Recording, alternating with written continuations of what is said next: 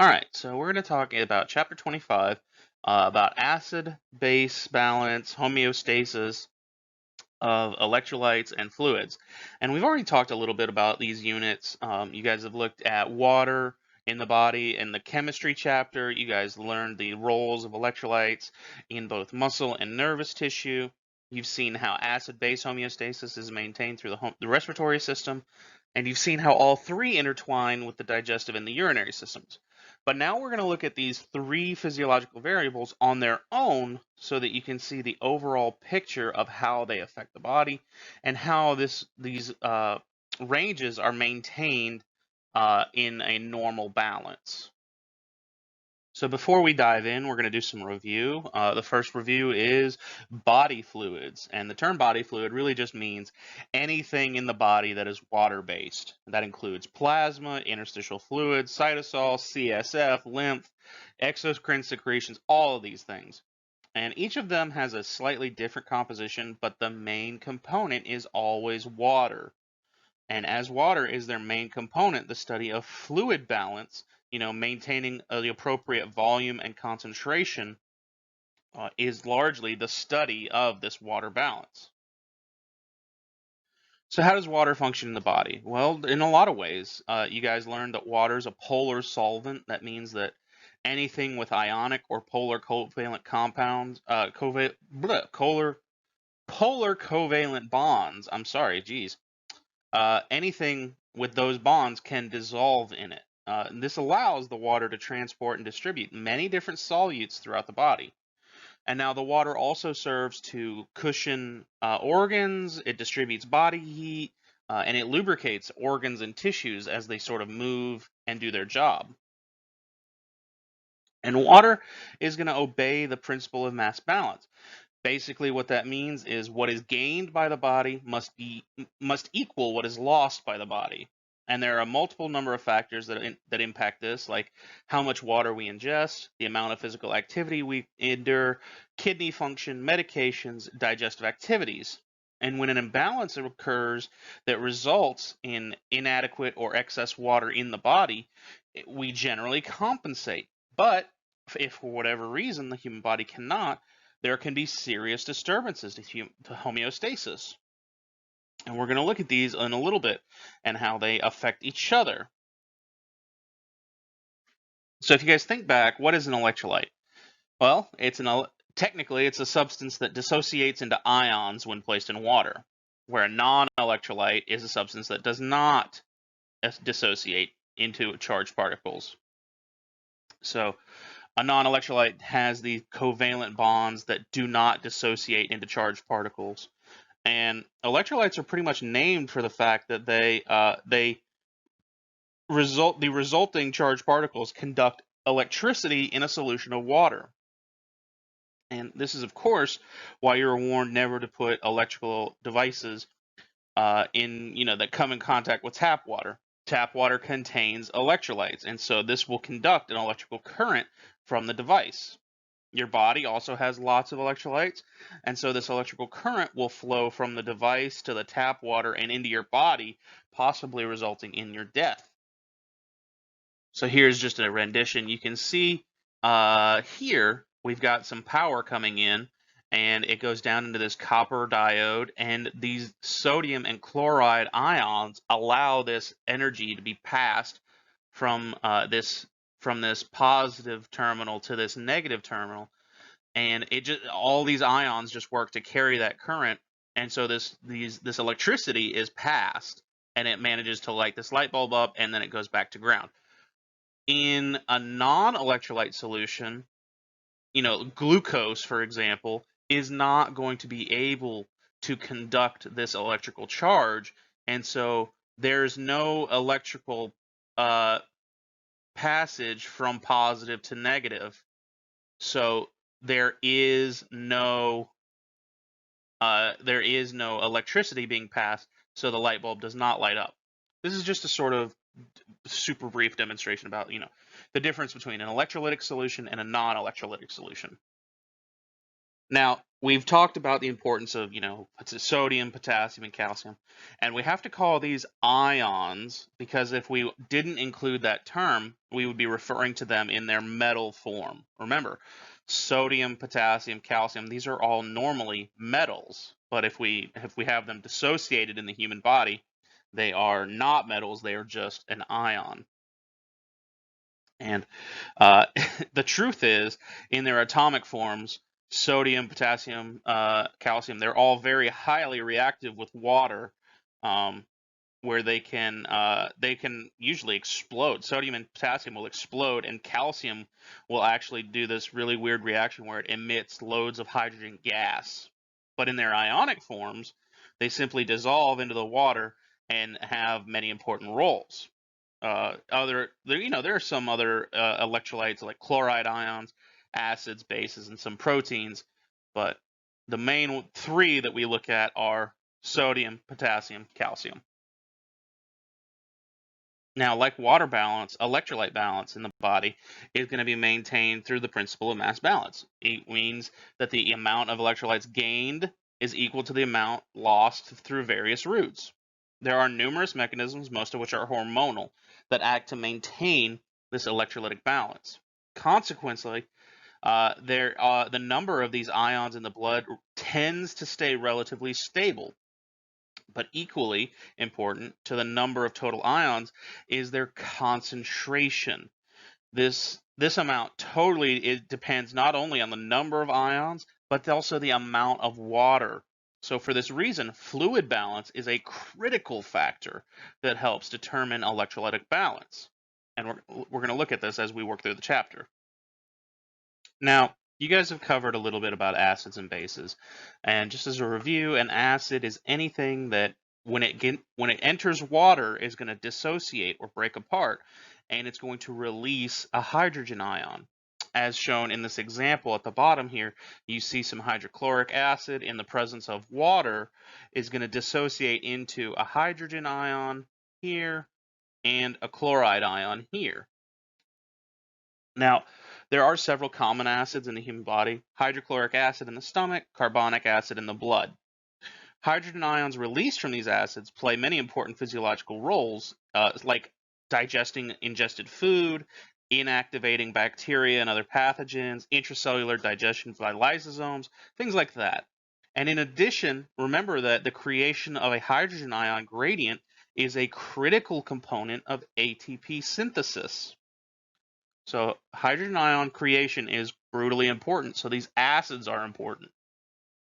Now, contrasting with acids, you have bases or alkalis. And these are chemicals that accept a hydrogen ion in a solution, like the reaction you see here. You see some sodium hydroxide, and this is our base. When it's put into the presence of hydrochloric acid, it dissociates, it breaks these standing compounds into two new compounds. You have sodium chloride and water. So it pulls this hydrogen off of the acid, and it sort of neutralizes these. The result is usually a salt and a molecule of water. And most bases that you encounter have some sort of electrolyte bound to a hydroxide ion. That's what you see here is this OH. In chemistry, this is just called hydroxide. In the human body, however, the most common base is going to be the bicarbonate ion, HCO3. And bicarbonate ions and certain other bases are part of these buffer systems, meaning that they work to bind hydrogen ions that are released from acids, resisting these dramatic swings in the hydrogen ion concentration of body fluids. If you guys remember, hydrogen ion concentration is a solution that is measured by the pH scale. So an increased hydrogen ion concentration is a lower pH. On the other hand, a solution with a low hydrogen ion concentration has a high pH. The solutions with a pH of less than 7 are acidic. Those greater than 7 are basic. and with exactly 7 are called neutral. So these are terms that you need to remember. Now, you guys may have heard that the human body is 60% water. Now, this refers to the amount of water in the quote-unquote standard man, and this is sort of a reference point for 20 to 30-year-old males of European descent. For this man, the standard man, the amount of water is about 42 kilograms or 92.5 pounds, 60% of their body weight. And 1 kilogram of water equals 1 liter. So this is essentially 42 liters of water. And this volume represents a value known as the total body water. Think about 21 2-liter bottles of soda, placing them side by side. That's how much water is in the human body for this individual person. Of course, not everybody, fits the profile of the standard man. Total body differs based on mass, age, sex, the amount of adipose tissue. All of that affects how much water is present. Women tend to have lower percentages of water because they have a higher percentage of body fat, and this contains less water than other tissues, and generally because biologically men tend to have more muscle, and this is a tissue that contains a lot of water.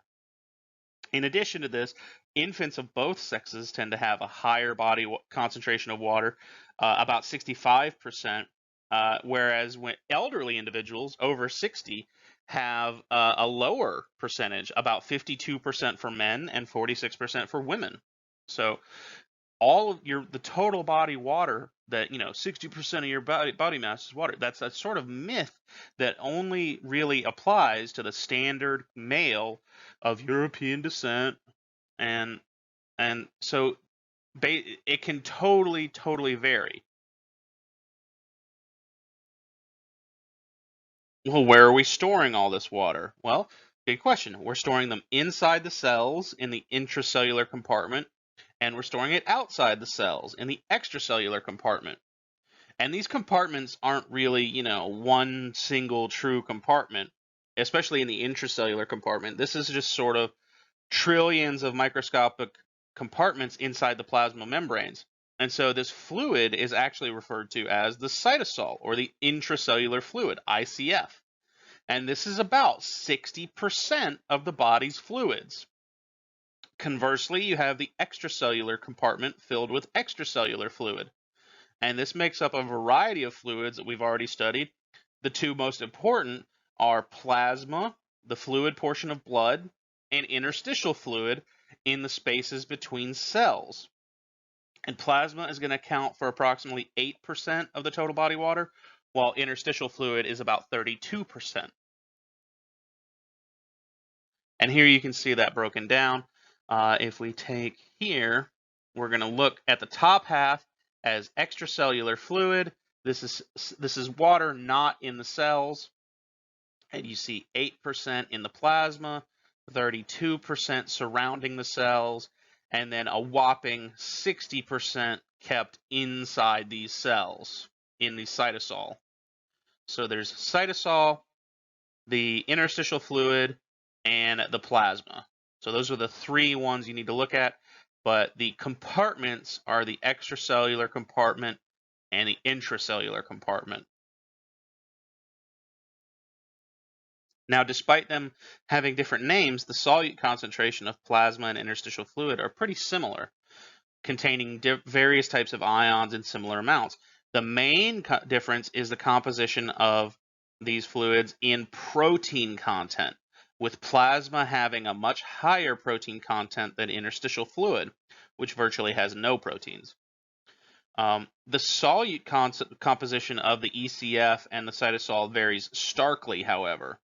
Sodium chloride, calcium, and bicarbonate ion concentrations are going to be much higher in the extracellular fluid than they are in the cytosol.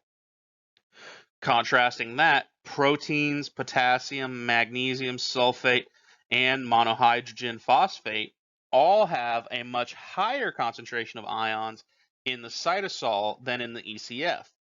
And so this concentration gradient created here allows these solutes are going to be due to various factors like particle size and reliance of certain transport proteins or pumps.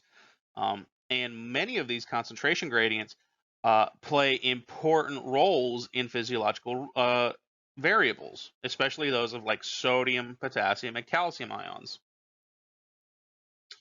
And this is going to show you, for instance, we'll just take our two biggest electrolytes, sodium and potassium.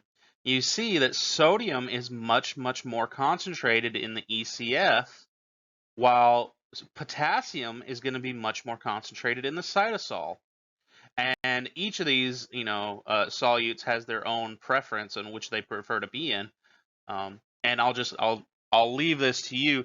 All you would need to know for the test would be which one is this found more concentrated in. Now, solute movement between fluid compartments is sort of restricted, but water moves generally very, very freely across these membranes. And so if you guys remember from the blood vessel chapter, the direction in which water moves between compartments is influenced by two pressure gradients. There's hydrostatic pressure and osmotic pressure. The hydrostatic pressure gradient is going to be the force that that fluid exerts on the cell, and this tends to result in water moving from an area of higher hydrostatic pressure to one with lower hydrostatic pressure. And so for this, the analogy I always use is that Play-Doh spaghetti hair thing, where you're pressing that Play-Doh through this mesh and you're getting all this crazy spaghetti hair. It's moving from an area of high pressure to low pressure, right? But you also have the osmotic pressure gradient, and this is going to be the difference between the osmotic pressures of two solutions. And it tends to result in a water moving toward the solution with a higher osmotic pressure. And so this is going to be determined by their osmolarity, the number of solute particles present in the solution. So that means if you have two solutions and they're separated by this permeable barrier, and on the left side of the solution, hang on, let me draw a little beaker here. And we got this membrane here. On the left side, you've got 20% sodium chloride, okay? And on the right side, you've got 50% sodium chloride. Well, what water's going to do is it's going to rush out of this 20% to the 50%, because this 50% has higher osmotic pressure or higher osmolarity. I know that just looks like gibberish, but I'm writing with a mouse. You'll have to forgive me. So just remember, osmolarity refers to the number of solutes, not the amount of water in the in a solution. Sorry. So like I said, hydrostatic pressure on water movement is going to be really simple. It's just the force of the water in this case, it's the plasma on the capillary wall. This hydrostatic pressure of plasma tends to be higher than that of interstitial fluid, so normally water is going to be forced out of the capillary. And then when the hydrostatic pressure of the plasma increases, let's say there's a higher water volume, that means more water is going to be pushed out of the capillary and into the interstitial fluid. So this creates the hydrostatic pressure of the interstitial fluid being above that of the cytosol. So that creates a gradient that will drive water into the cell. Now, when hydrostatic pressure of plasma decreases, we're going to see we don't normally see water move from the interstitial fluid back into the capillary because of the plasma's hydrostatic pressure still being higher than that of the interstitial fluid. Instead, what we simply find is that less water moves out of the capillary and into the interstitial fluid. So we generally only see this gradient reversed, water moving from the interstitial fluid into the plasma in extreme cases, like when a person suffers severe blood loss, like that's a condition called hypovolemic shock. If you guys remember, we talked about tonicity, the comparison of the ability of two solutions to cause water movement by osmosis, right? We talked about hypotonic, isotonic, hypertonic. Now, as we just described, the extracellular fluid and the cytosol generally have the same osmotic pressure. So these are going to be considered isotonic.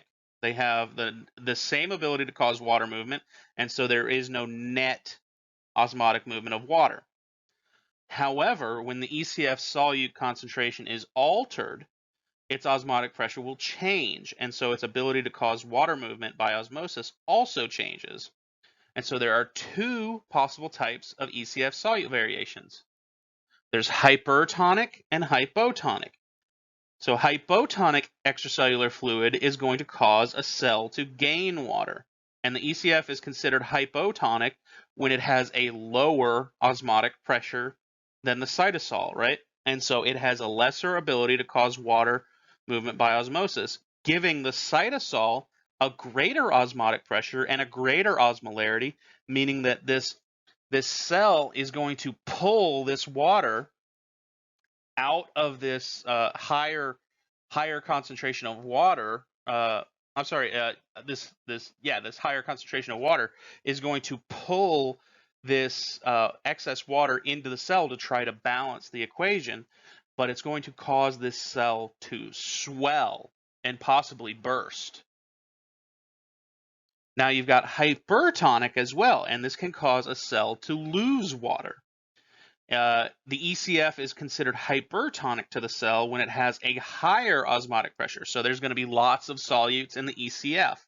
And so that means it has a greater ability to pull water out of the cell. And so a cell in a hypertonic solution is going to lose water because it leaves the cytosol and enters the extracellular fluid. This causes crenation or shriveling of the cell, and it can severely impact their function. Now let's look at how these two pressures combine and affect fluid movement. First, consider the water movement between the two types of extracellular fluid, plasma and interstitial fluid. In most blood capillaries, plasma has a high hydrostatic pressure, right? And so much higher than that of the interstitial fluid. And so this is going to push water out of the capillary and into the interstitial fluid. At the capillary's venular end, the plasma has a high osmotic pressure, but a lower hydrostatic pressure. So most of the water lost from the plasma at the arteriolar end is going to be drawn back into the capillary by osmosis. The capillary does lose a small amount of water that is going to be eventually returned to the plasma via the lymphatic system. Now you've also got, the effect of that this water movement would have on the cytosol of a cell. Okay, notice that under normal conditions, the interstitial fluid's hydrostatic and osmotic pressures are going to be normally very close to that of the cytosol, so not much of a gradient exists. However, if water is gained or lost from the plasma, its hydrostatic and osmotic pressures begin to change. And so this can then influence how much water leaves the plasma, entering the interstitial fluid. And so this difference of the interstitial fluid pressures then directly influence the volume in the cytosol. So let's look at this in a little bit closer. So let's say this person, this is normal. This is normal conditions here. The cytosol and the ECF are going to be isotonic, so there's no net water loss. Water that is lost into the interstitial fluid is going to be regained on the venular end. By the way, let's just say this is the arteriolar end, and this is the venular end. Now, let's say a person drinks lots of water, okay? What does that mean for the interstitial fluid and osmotic pressures? Well, it means that more water is going to be traveling through the capillaries, increasing hydrostatic pressure, pushing more water out. And so as more water gets pushed into the interstitial fluid or the extracellular fluid, it's going to then increase the amount of water, it's going to push water from the extracellular fluid into the cells, right? Because it's going to go from an area of high water to low water. And so these cells are going to swell because of the lower osmotic pressure and the higher hydrostatic pressure. On the other hand, let's say you're sweating, you got water deficit, you got dehydration. Well, that means that the solute in the plasma has gone up. The solute concentration has gone up because free water has gone down. And so that means that it's going to pull water out of the interstitial fluid and the ECF to put it back in the venular end, right? And so as it pulls water out of these solutions, the higher osmotic pressure of the plasma is going to draw water out of the cell, and it's going to shrivel the cell. So water is going to leave and shrivel the cell. If you have any questions about this, don't hesitate to ask. I know this can be complicated. So, if you guys remember, like the question posed here is how much water do you need to consume every day? And so we need to find out first how much water is lost and gained by the body. And we're going to focus here on these topics. So water is going to be lost from the body in several ways, but most is lost via the kidneys in the form of urine, right? And a certain amount of urine, called the obligatory water loss, has to be produced every day with no regard to fluid intake. That's because the body has to excrete a minimum amount of solutes to prevent toxic buildup. And the kidneys are not capable of producing urine with an osmolarity greater than 1200 milliosmoles. So a certain amount of water has to be excreted along with these solutes. The obligatory water loss for most people is about 500 milliliters, even if that person has not taken in any water at all. That's how, or that this water loss is basically why stranded humans on, a human stranded on a desert island can be in a lot of trouble. Kidneys have to keep up, and kidneys have to produce this volume of urine. And if there's no water to replace this, a human can succumb to dehydration in a matter of days.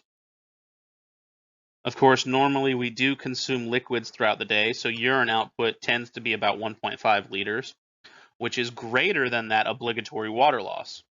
And in addition to urine, a small amount of water, about 100 milliliters, is also lost in the feces.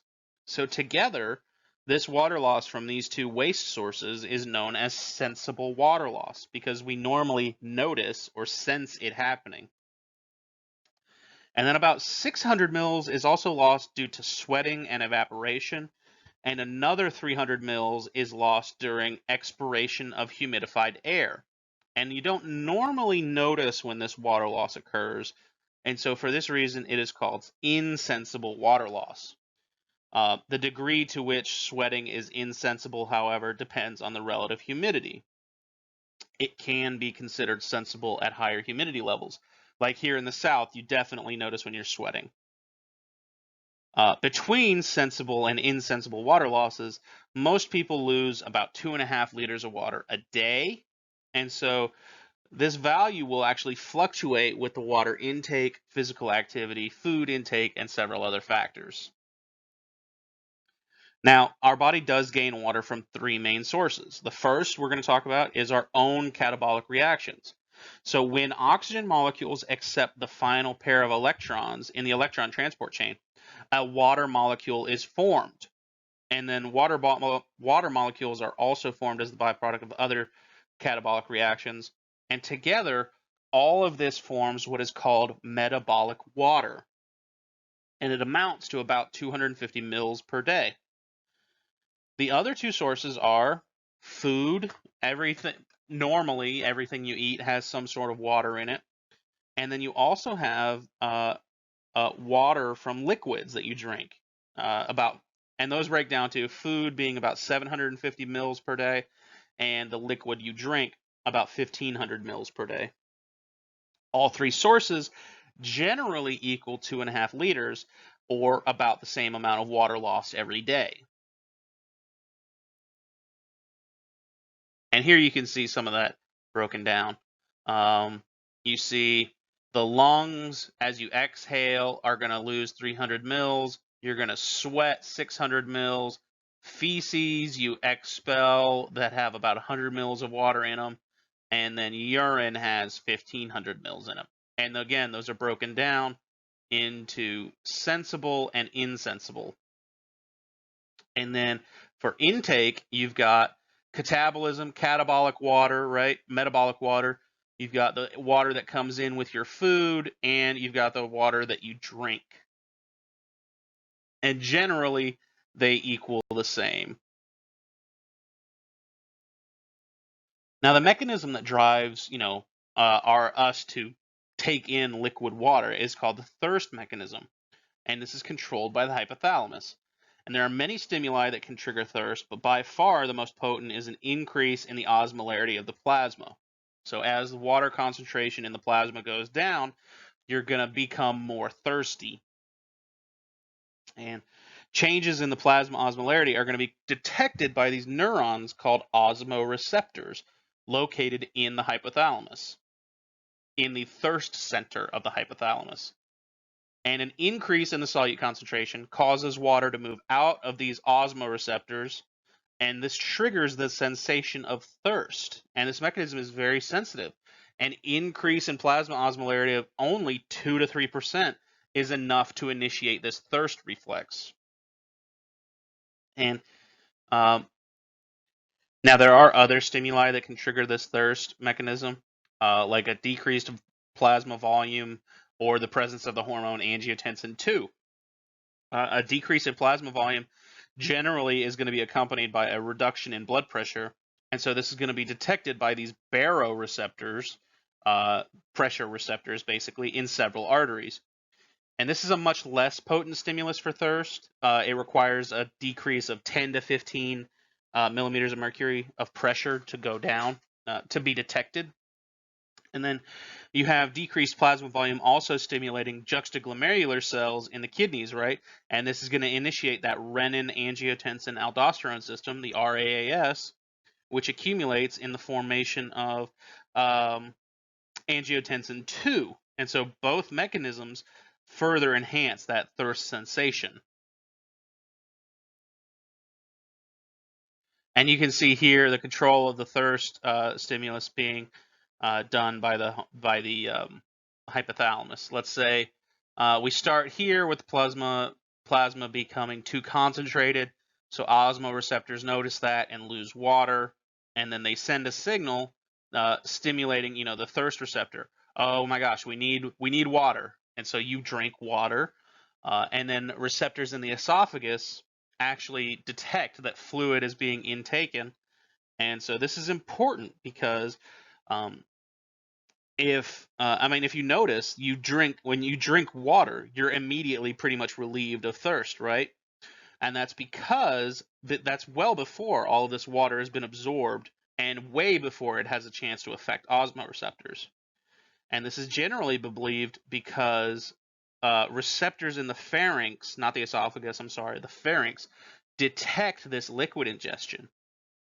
And so such a response is really critical because if you didn't have these receptors, you'd still be thirsty. You'd be drinking the entire time, and you would overhydrate because it takes about 30 to 60 minutes for this water to enter the plasma and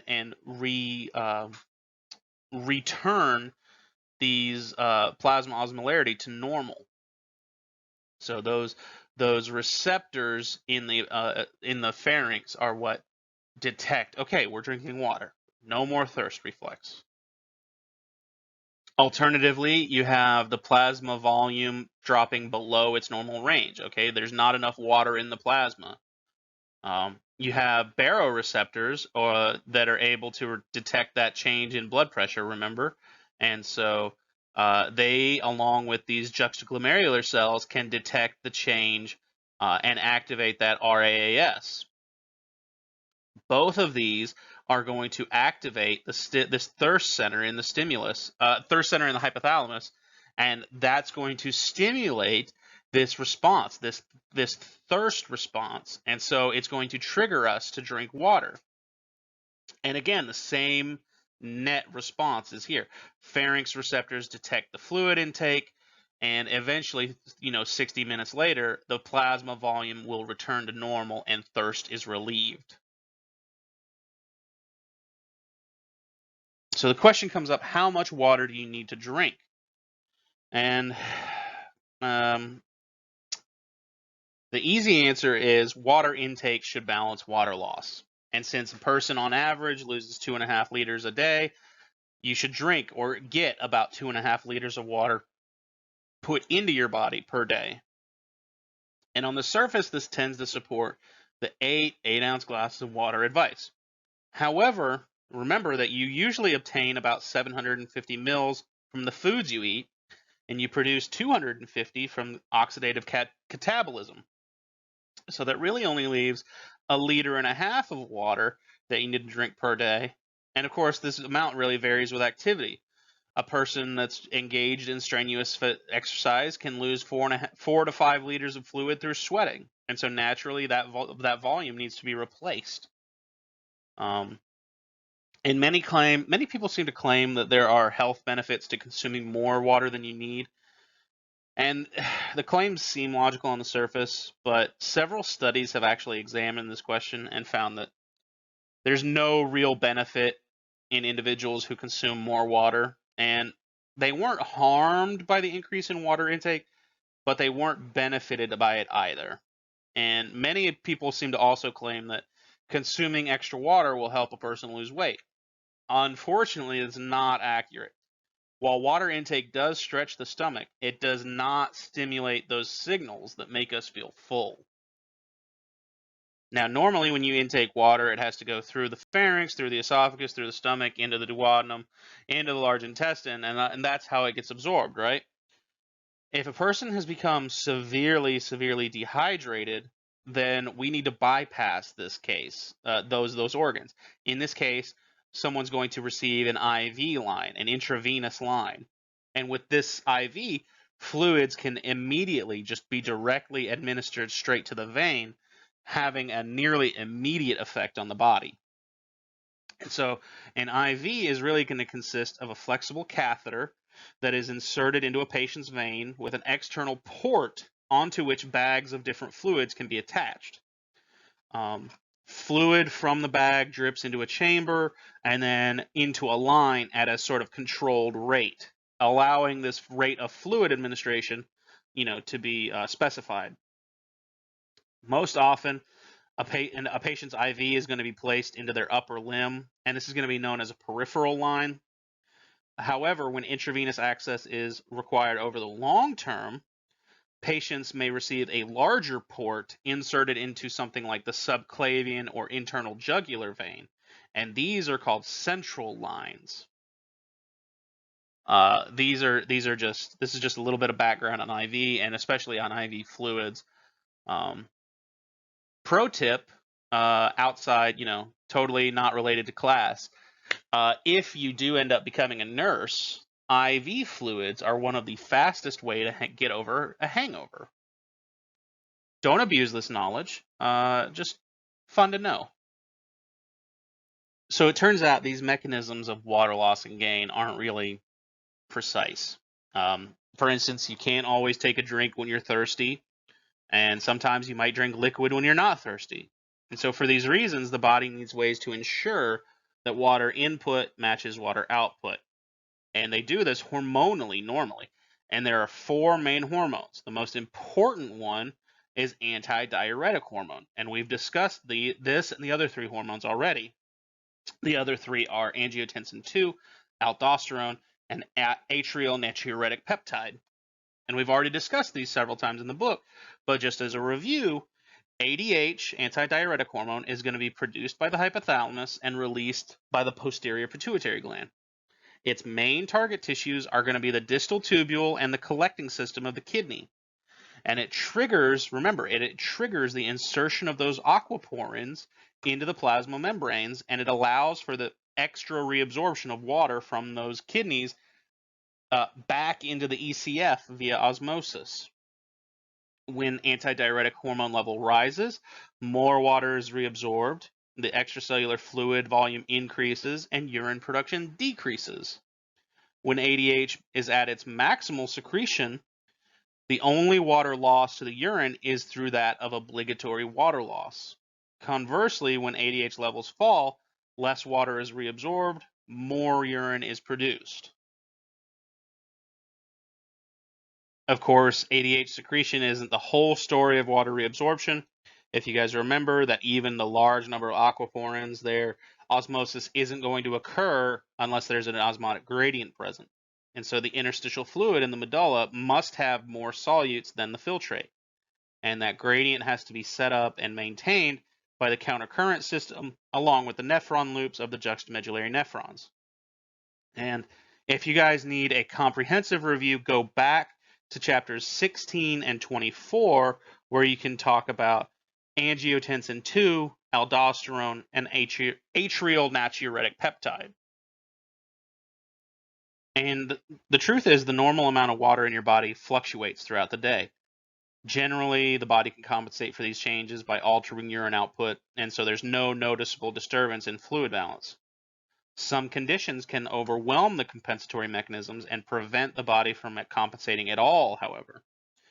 And so certain imbalances can lead to changes in the osmolarity of the ECF, where others can induce an isoosmotic state, meaning that ECF has the same tonicity as cytosol. And so in this section, we're going to look at these imbalances. So the first one, you have dehydration. This leads to decreased volume and increased osmolarity. And common causes for dehydration can include profuse sweating, prolonged diarrhea, vomiting, certain endocrine conditions, and the overuse of diuretics. In such cases, the water loss decreases the plasma volume, increasing its solute concentration and osmotic pressure. These changes lead to electrolyte imbalances and water imbalances. And initially, a person is going to become dehydrated. Initially, when a person becomes dehydrated, they're going to experience a dry mouth and thirst. And the situation progresses to dryness of the skin and decreased urine production called oliguria. And eventually, a person may develop a fever and impaired organ function. This condition and its associated electrolyte imbalances can be fatal if hydration is not restored.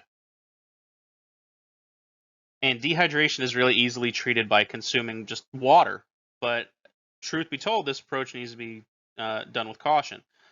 In moderate amounts, it will mildly dilute the ECF, making it hypotonic to the cytosol. And this can trigger a shift of water back into the cells, rehydrating them. This is a good thing.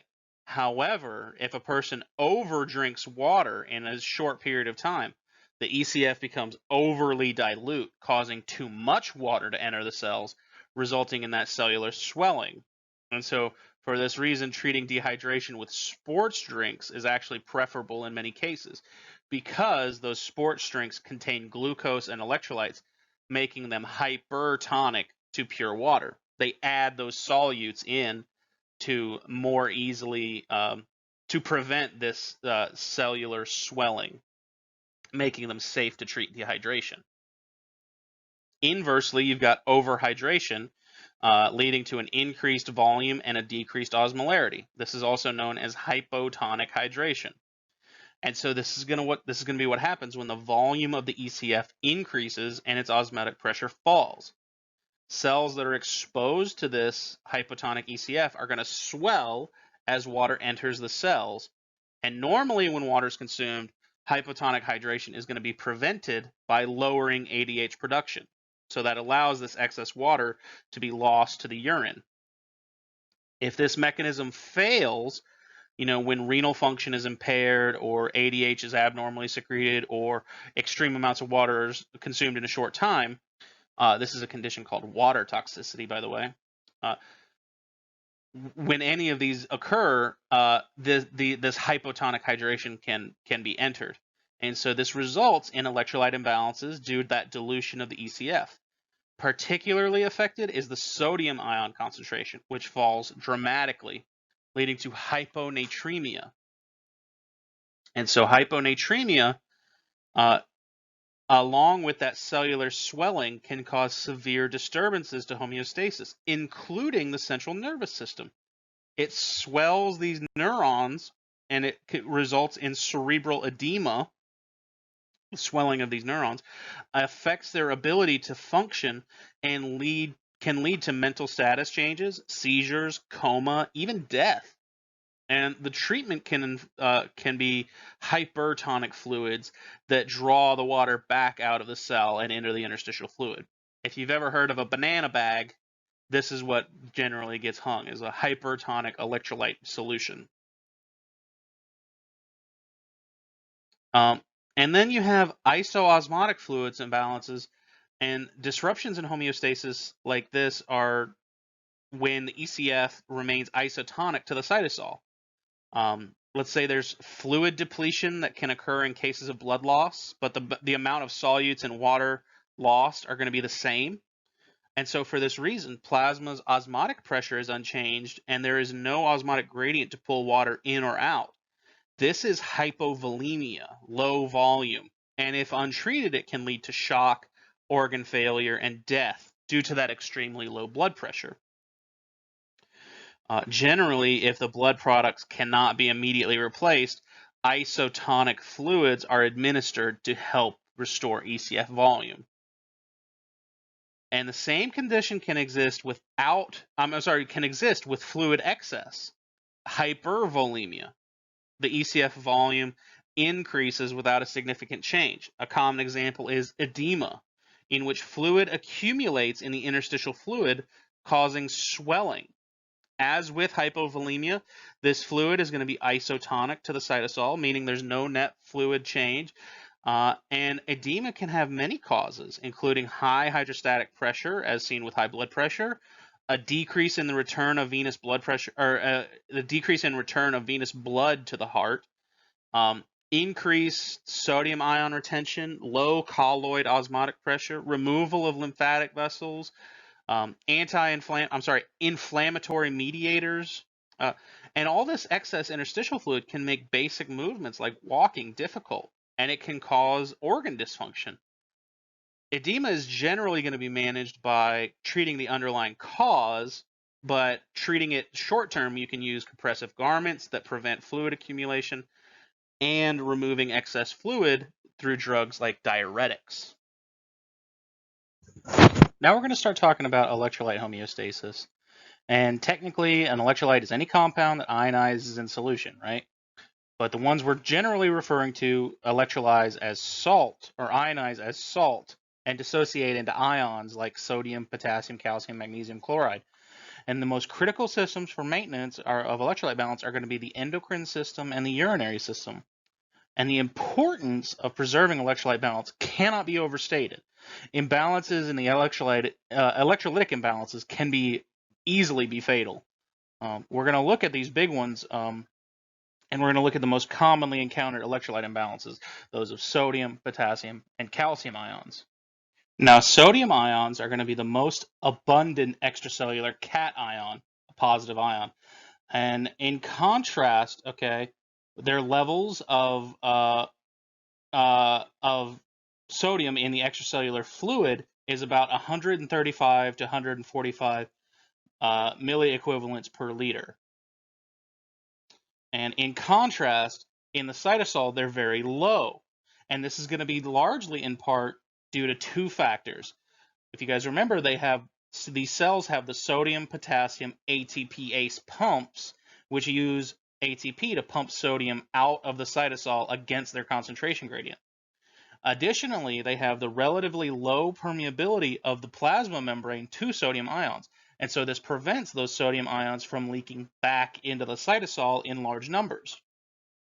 And this high extracellular concentration makes them one of the most important types of osmotic particles in the extracellular fluid. And this steep gradient between the cytosol and the ECF makes sodium ions critical for all of our electrophysiological processes. Remember the negative resting membrane potential with the inside of the cell negatively compared to the outside? When the sodium ion channels open, that sodium ion will follow its concentration gradient and rush into the cell, causing that cell to gain positive charges and depolarize, remember? And that's what we see here. We see this depolarization as a key event in the functioning of all these excitable cells, including neurons and the 3 different types of muscle cells. And then due to these critical roles of these sodium ions in many processes, an imbalance here can have a significant impact on overall homeostasis. This section really looks at how sodium ion balance is maintained and then what happens when concentration of the sodium ions will increase or decrease abnormally. And honestly, you might be surprised to learn how little salt a person actually needs to ingest in one sitting to prove fatal. As little as 2 teaspoons of salt can raise plasma sodium ion concentration by 10 milliequivalents, and 2 tablespoons by 30, which can easily cause death. In the typical American diet, we don't usually ingest that much salt at one time, but we do tend to consume a lot of it over the course of a day, with most people consuming about 9 grams or 2 teaspoons in a day.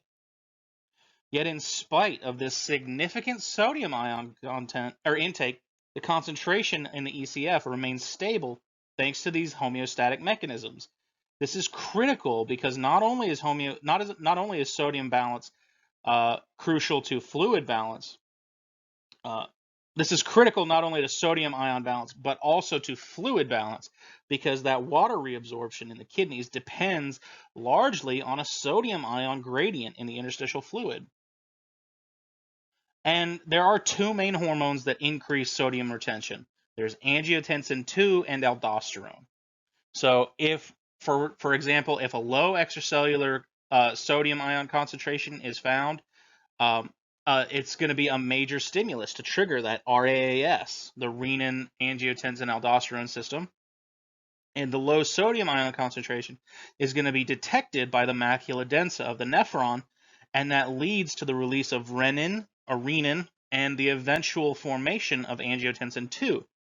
As we already talked about, angiotensin II reabsorbs sodium ions from the proximal tubule, right?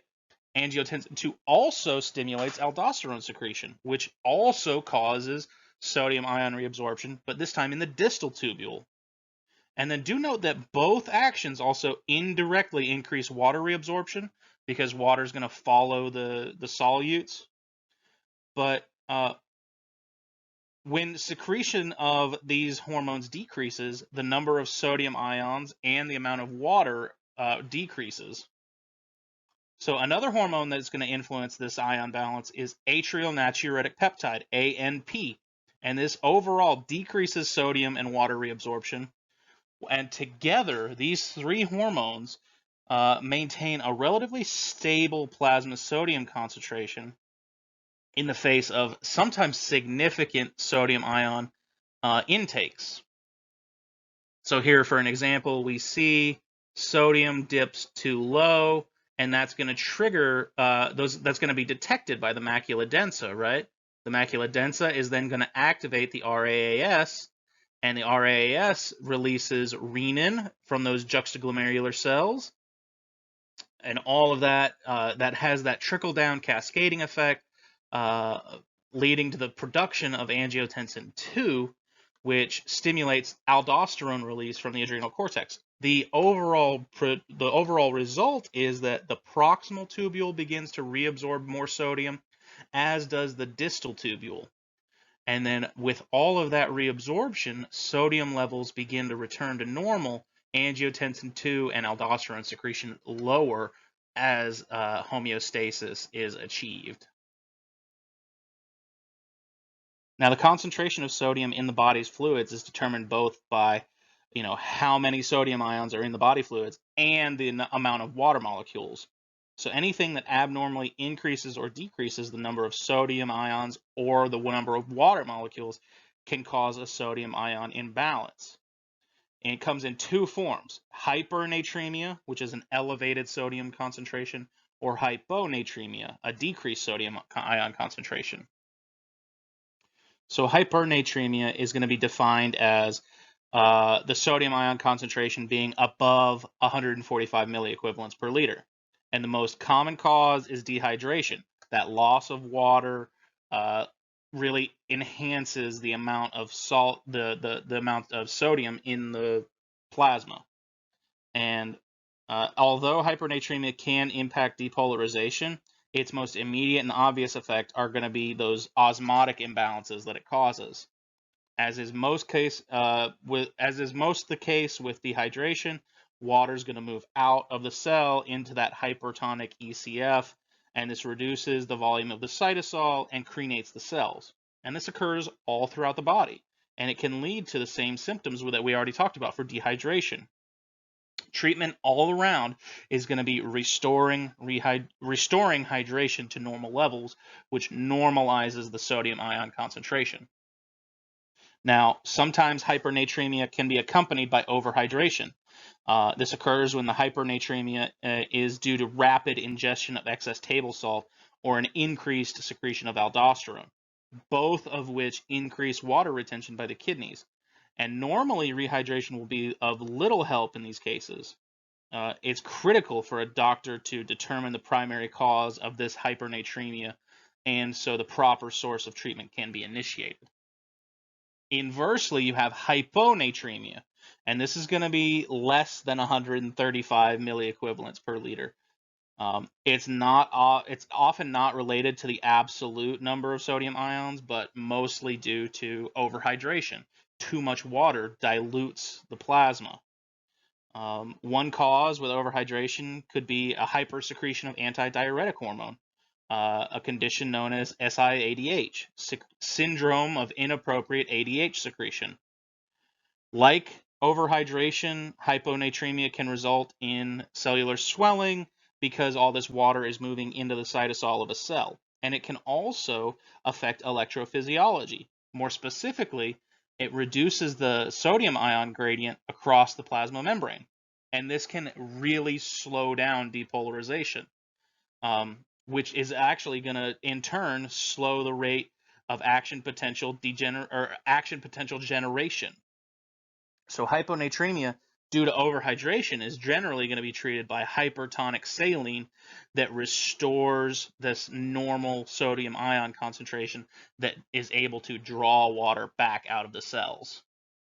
However, sometimes hyponatremia can exist with dehydration, and this is going to occur with a primary loss of sodium ions and water molecules. And it can be caused by prolonged vomiting and or diarrhea, a decreased aldosterone secretion, or a diuretic overuse. In these cases, the osmolarity of the ECF is generally almost isotonic to the cytosol. So isotonic saline is going to be used instead of hypertonic saline. It's all about getting the sodium ions back into normal concentration.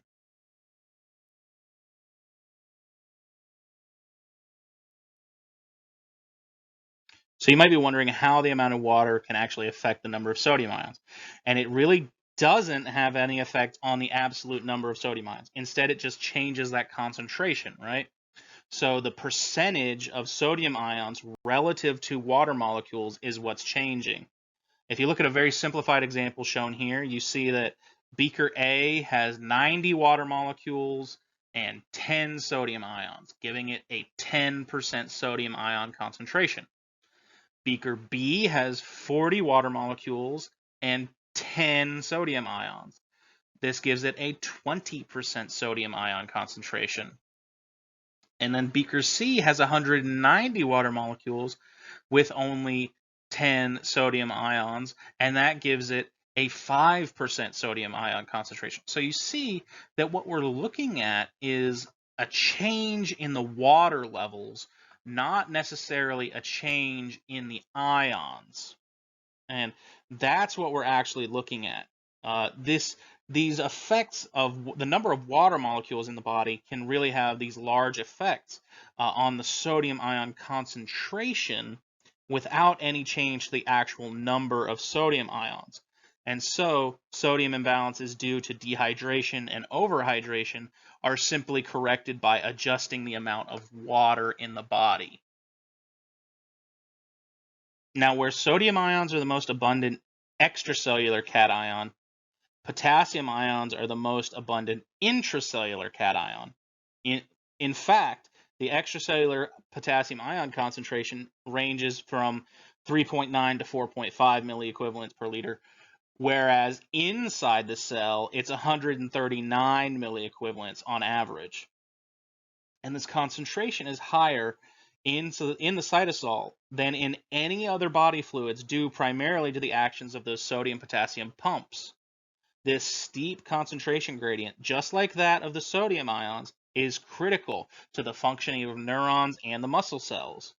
The movement of potassium ions out of the cell down their concentration gradient through those ion channels is responsible for the repolarization phase of the action potential, remember?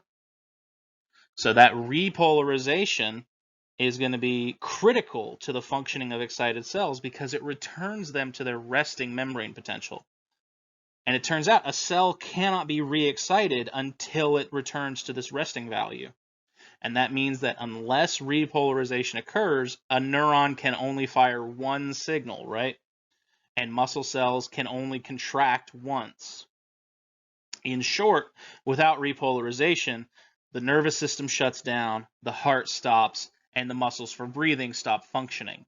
Not a good time. Now, not only are these potassium ions critical for action potentials, but they're also the main factor generating that resting membrane potential. If you guys remember, the small number of potassium ions are constantly leaking out of the cell, right, into the ECF through those leak channels. And this loss of positive charges generates that negative resting membrane potential. And so if you guys remember, as we've talked about, this negative resting membrane potential is the basis for almost all of the body's electrophysiology. And in chapter 17, you guys should have discussed the effects of potassium ion imbalances in the heart. But we're going to look more detailed now at how potassium ion concentration in the body fluid is regulated and the wide-ranging effects that can come from imbalances. Now, a significant number of potassium ions are added through diet, especially when you eat lots of fruits and vegetables. They raise the potassium ion concentration to a potentially lethal level if all of the ions stayed in the extracellular fluid. But several mechanisms within the endocrine and urinary systems prevent this from happening. Insulin, aldosterone, and epinephrine are going to stimulate the uptake of potassium into cells. And this shifts the newly ingested potassium ions from the extracellular compartment into the intracellular compartment. Any excess potassium has to be excreted, and so that's going to be handled by the kidneys via tubular secretion. Remember that potassium ions are not reabsorbed. Remember that potassium ions are reabsorbed, not secreted in the proximal tubule and in the nephron loop. This means that potassium ion secretion is only possible in the distal tubule and the collecting system, which you have learned by now is under the control of aldosterone. Aldosterone is going to trigger potassium ion secretion as well as hydrogen ion secretion and reabsorb all those sodium ions. And one of the more important stimuli for this is a rising ECF concentration of potassium. Conversely, when the extracellular potassium ion concentration will fall, the secretion of aldosterone also falls, and so more potassium is conserved. Aldosterone secretion is stimulated by other functions that are unrelated, like low blood volume, low blood pressure, any stimulus that triggers angiotensin II secretion, a decreased blood pH. And so potassium ion imbalances can result when those conditions arise.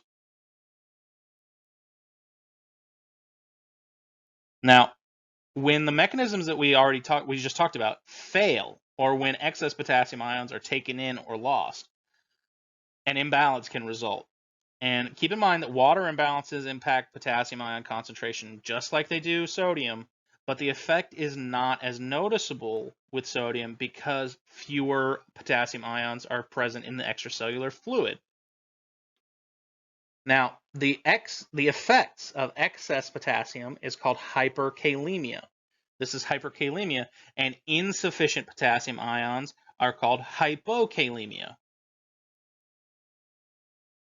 Hyperkalemia can be described as a plasma potassium concentration, above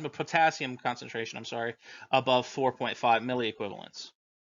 Hyperkalemia is arguably one of the most dangerous electrolyte imbalances. High doses of potassium ions can cause death almost immediately.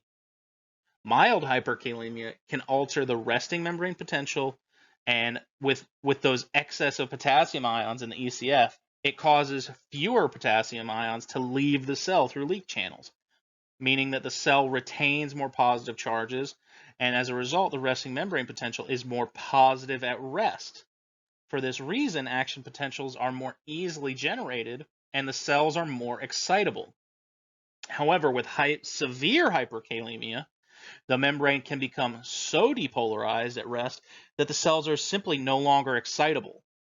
In effect, this is going to shut down every excitable cell in the body, including neurons and muscle cells, and the result can be nearly instantaneous death.